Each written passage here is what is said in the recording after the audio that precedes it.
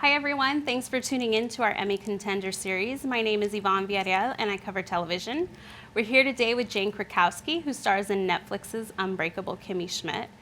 There's not going to be much time for that to say that anymore. Oh, I know that just it's kind of sad now that you've said that. But at least we do have, a little more time. Have a little more time. Yeah. So you've done this before, wrapping a show. How would you say you've sort of settled into that process? I don't think it ever gets easier, to be honest with you. And I've even actually done it with these same people, with these same creators, with Tina Fey and Robert Carlock, and I would say at least 80% of our crew was all the same, from 30 Rock to Unbreakable Kimmy Schmidt. And it wasn't any easier. Like, I felt that I was lucky enough for lightning to strike twice, that I got to work with that same group of people twice, and the probability gets, harder and harder for it to happen a third time. So to me, it felt even a little bit maybe more final. But because we were told this was going to be the end, and it was a sort of like a last 3 episode kind of rush to wrap it up, there was always this dangling carrot of that we were possibly going to do this movie or a special. Right. So I think that helped it a little bit, because we thought, well, maybe we'll all get to see each other again, or so I'm happy that we are going to get that opportunity to reprieve these characters and to and all get to play together again. But I'm not good with goodbyes. I was going to say, because that's still in the air, you guys are starting production next month. Yeah. Right? We're not in June yet. Are we in June? Yeah, no, we're not yet. No, we're not in June. Oh my God, it's been a long time. Wait, it's maybe like tomorrow, though. Tomorrow, yeah. But so does it not feel like it's over yet because of that? Or did you have your moment where it hit you that it was No, over? I think when we finished filming of the actual series, it did feel a final goodbye at that point, because there was nothing definite at that time. And, it is, if you ever get the opportunity to work with great people like Tina Fey and Robert Carlock, especially as the heads of a show, it's sad to say goodbye to, because work is fun every day. And I felt so privileged to have, I think it was like 11 television series of television together in a row, and there was not a day where I wasn't aware that this is like as good as writing can get, and especially for that sort of joke comedy. They have an endless supply of clever jokes and amazing characters to give, and so I felt that I've been extremely lucky to have all the years I had with them, and to be able to sort of hone myself as a comedian under their comedy blanket. Mm-hmm. What has been the evolution of working with Tina and Robert? I mean, what do you remember about those first moments on 30 Rock, of what you were getting into? Oh my gosh. Well, I had the good fortune of seeing the first pilot before I was hired, so I knew the tone of the show from seeing it, and I just fell so in love with it that I wanted to do anything I could to be a part of it. But then when I was a part of it, I think I was just mostly terrified for the first episode, because I was also reshooting scenes that had been shot already. So that's like a weird feeling, because it wasn't written for me. And then for me playing the role. And then by episode 2, they were writing to me, and I remember like there was a clear scene that I kind of felt like, oh, I think I just saved my job, because I wasn't sure if they were going to keep me at this point. I think I was so insecure about fitting in with the group and doing all that. And then we shot this scene where we were on a boat. Tracy Morgan's character is a boat, and I was supposed to sing. He goes, I hear you sing, and I say, oh no, nobody wants to hear that. And then suddenly I break into New York State of Mind, and it was one of those like days where I just did what was my natural instinct, and then everyone laughed so hard, and I was like, oh, I got my first genuine laugh with the material that was written for me, and I felt. So it was a highlight that will stay with me forever, and I still feel that way when I watch it. If I ever see that scene being played, I'm kind of like, that was the day I saved my job.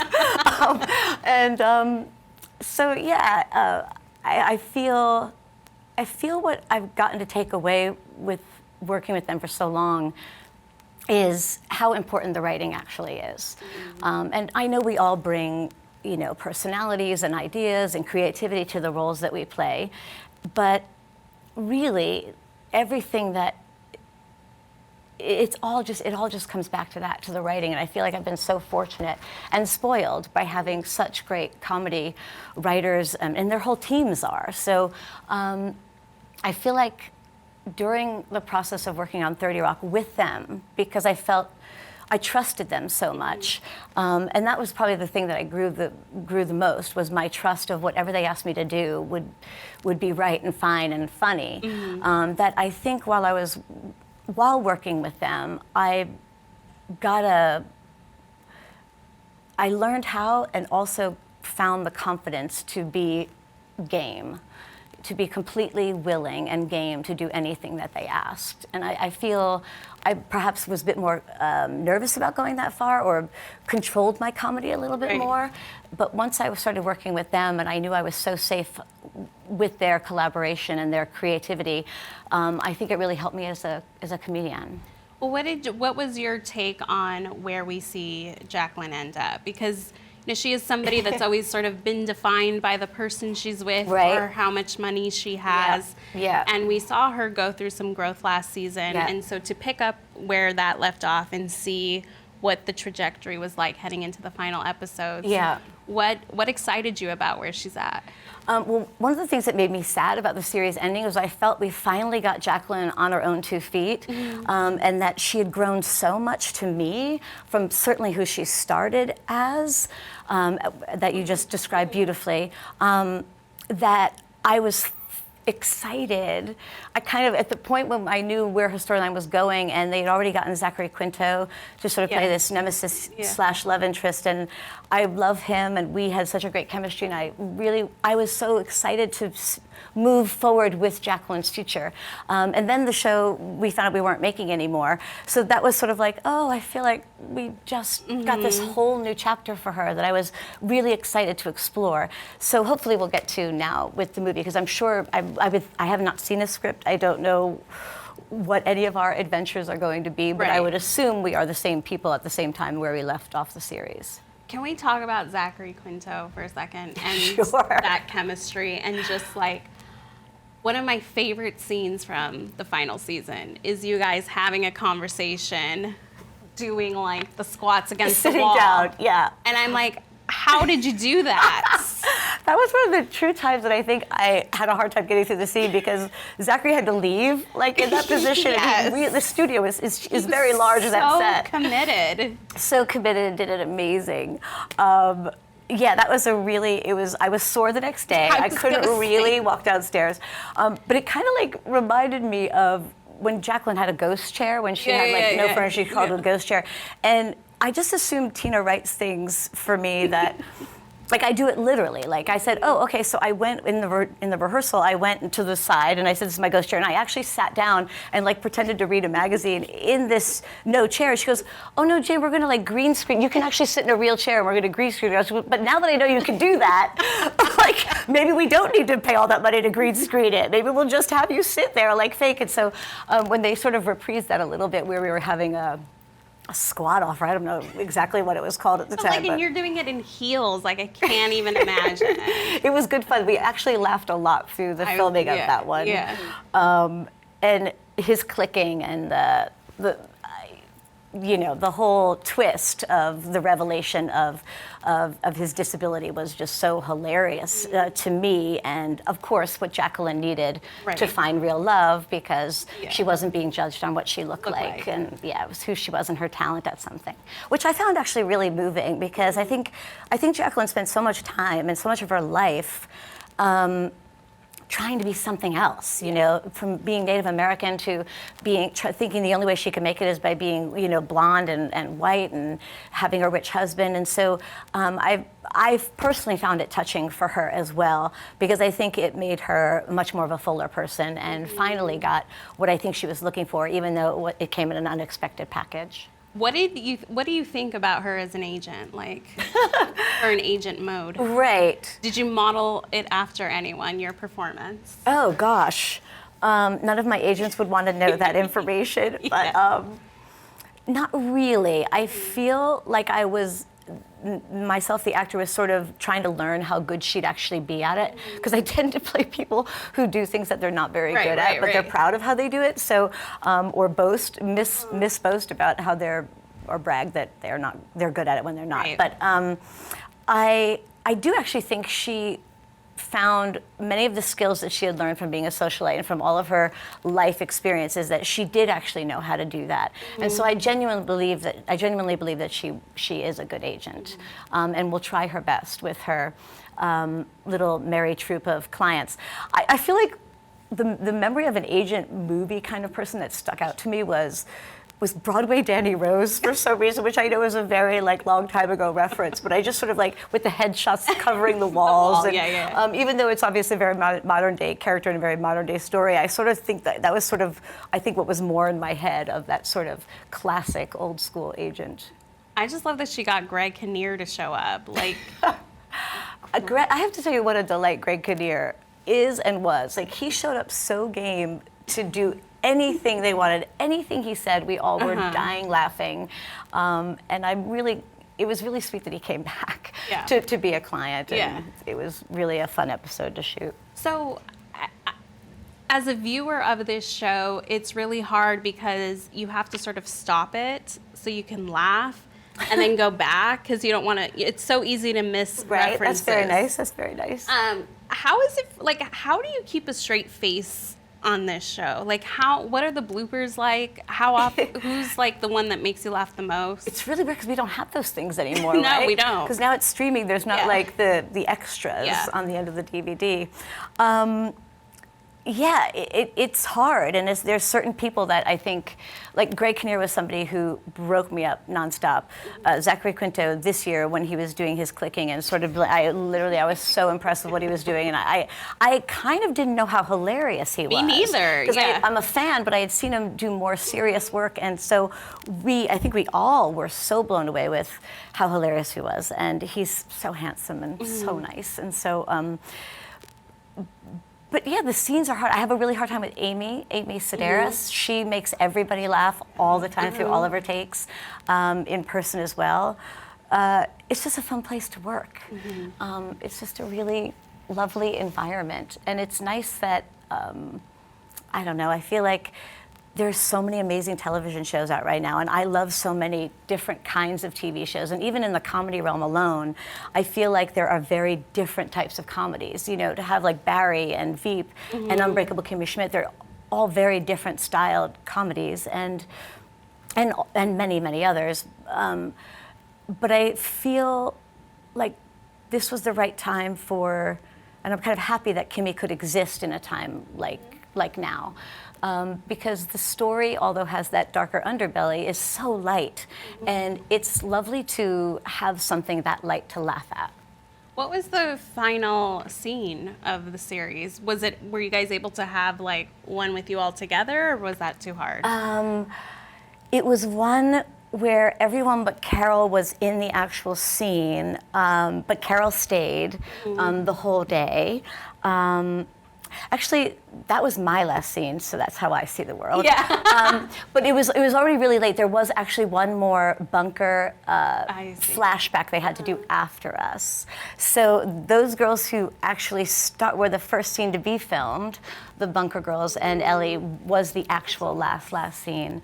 But my favorite part of the last episode was when Jacqueline sort of got to tell Kimmy, I think sort of to me, what was part of the point of the show is that Kimmy would change all of us. And I was really moved by the fact that a character as, wacky or as exaggerated as Jacqueline was the one that got to sort of tell a truth and an honesty and a kind honesty.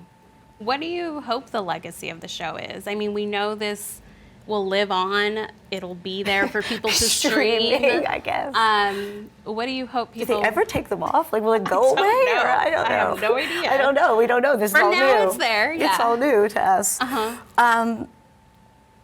What do I hope the legacy is? I haven't really thought about that deeply, but I feel like it was lovely to have such an optimistic heroine as the lead. And I think it was surprising to me that our our demographic was very young and a lot of girls, and I think it was lovely that Kimmy and played so brilliantly by Ellie, because she always played Kimmy so smart, even though she was limited in what she knew and didn't know through her life experiences. She always played her so smart, and I think so many young girls could relate to her and have a positive role model that had a positive outlook in life. They didn't have to be cool. They didn't have to, be on Instagram to fit in with the group. She genuinely liked life and enjoyed the experiences she was having, and I think that's a lovely, if there is something to take away, I think that's a lovely role model for people to walk away with in the end.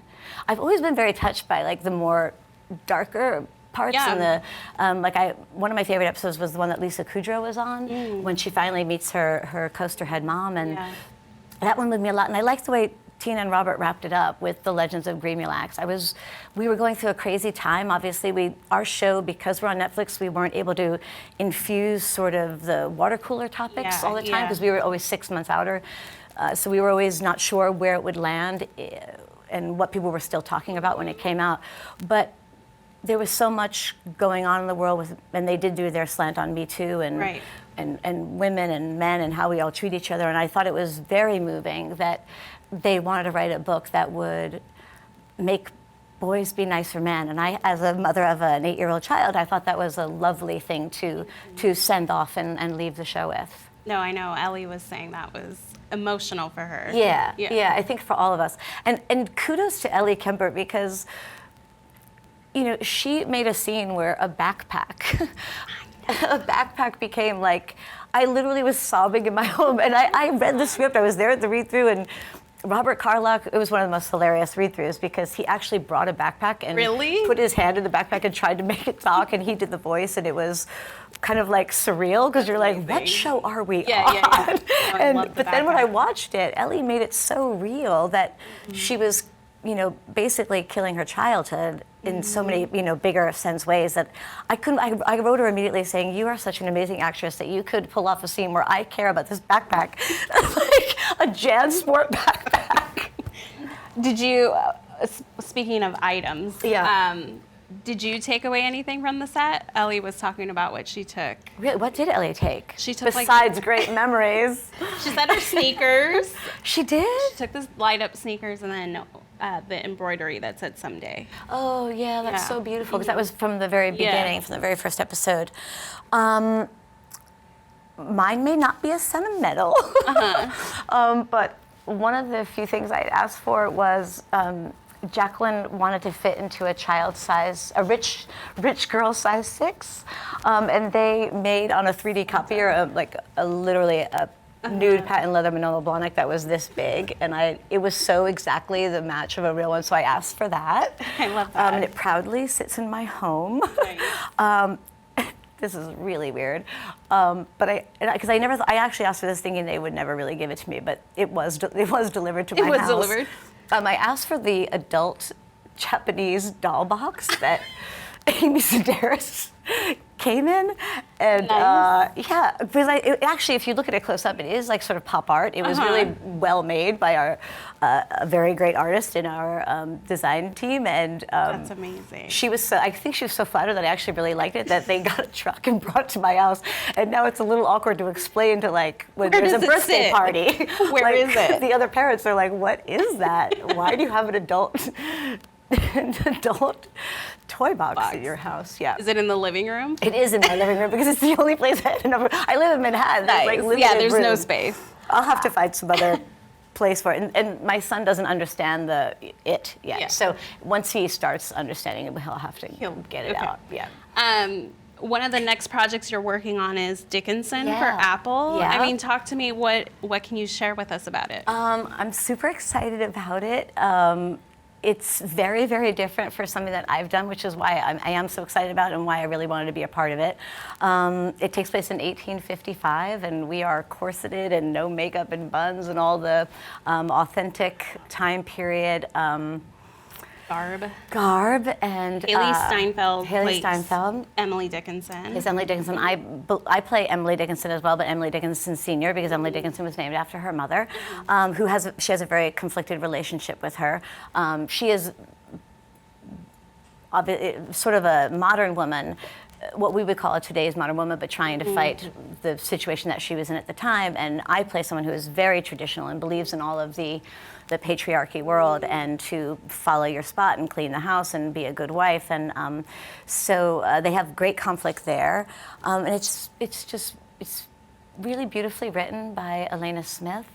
And when I first read it, it starts with one of her poems, I'm Nobody, Who Are You? And for some reason, my mom had that poem memorized as a child, and so I memorized it because she used to say it a lot, and I was like, wait, what is this? And I had like all this childhood feeling, because I knew through my mother being a fan of Emily Dickinson, a bit about Emily Dickinson, which I was sort of surprised by when I read it. And I just love sort of the modern take that they've taken on it, and Apple did a beautiful job producing it. We have 10 ready to go, and hopefully we'll make more. Wow. Yeah. I hope you like it. It's really unique and different. What was it like at the Apple event? Because I saw you from afar. Oh, you did? What did you think of the presentation? There was a lot to take in. There was a lot to take in. I am a huge Apple geek, so just getting invited to Cupertino was so major for me. And they like clap for you when you walk. I don't know if you experienced that, but like walking up to the venue, there's Apple employees just like clapping for you. Well, I thought that was just for me, so now that's a bummer. I mean, I have that in my home too, but no. It was surreal. You mean the night before? No, or that day? The day. But maybe really? you got shuttled in differently. But like those of us attending, it was just, so. Yeah. It was my first was it like, time. like hey, yeah, Apple, like thanks for being kind of here. thing. Wow, yeah. that's so cool. No, I didn't get to witness that because we did go in the back way, but. To me, it was kind of you have to obviously be invited to get on that campus. So to me, it was just sort of like me living my Steve Jobs design genius sort of tour, and loving that. And it was, I think it's very exciting to be a part of the first group of shows coming out, and launching a whole new streaming service with an enormous company that I adore. So People freaked when Oprah came out. Right?